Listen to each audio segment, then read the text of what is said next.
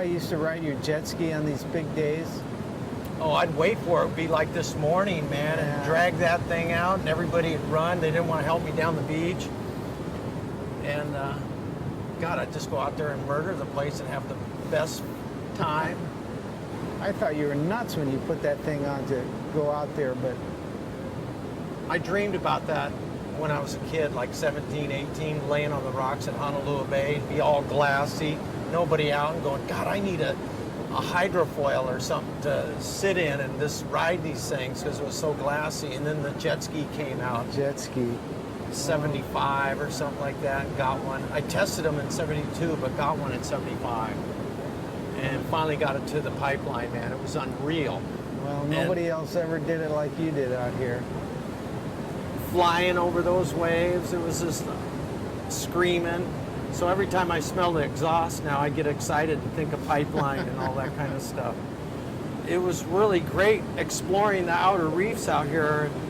Nobody'd ever see you. And then I'd come in and hassle Laird, tell him, come on, Laird, let's go out.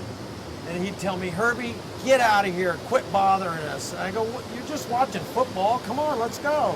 Remember that day down at Waimea when I pulled out my ski? Morning. We woke up and we looked out and all we could see was whitewater as far as we could see. And I think it was, I went, come on, Herbie, let's go check Waimea. And you were making some tea, okay. And I remember Nathan, he must have been only like 13 years old or something. He got in the car with us. We drove down there. We got there just in time for a set to close out the band. I went, Herbie, this is what you've been waiting for. Let's go home and get the ski. And you were going, well, let's check it out a little bit. I was going, no, let's go get the ski, man. Get down here before anybody else comes. I didn't think it was that big.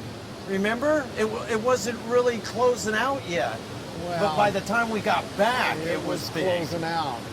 I remember we launched you and you went out. Right in the shore break. And there was just the giantest set. And you went out and you did a berm shot on one of the inside waves of the set and hit the beach.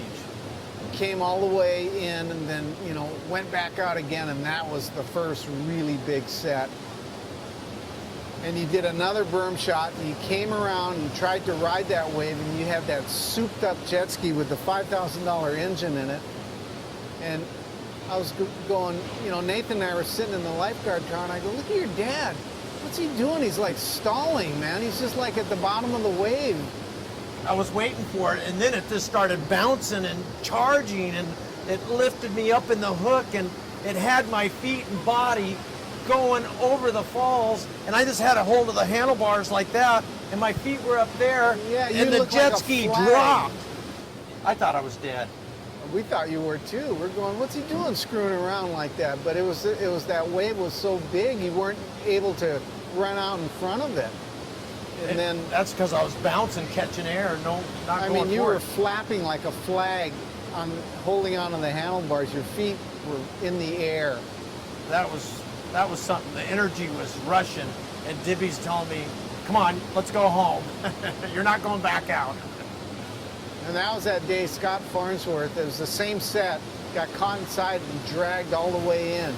Boy, I saw that set coming, and I just went by everybody, and I could see it out of log cabins, and I go, this is the biggest set I've ever seen. Paddle for the horizon as hard as you can. And he got caught inside, and he just about drowned him. Yeah, when I came in there, you know, he was laying on the ground in the sand, just all screwed up. He was hurt.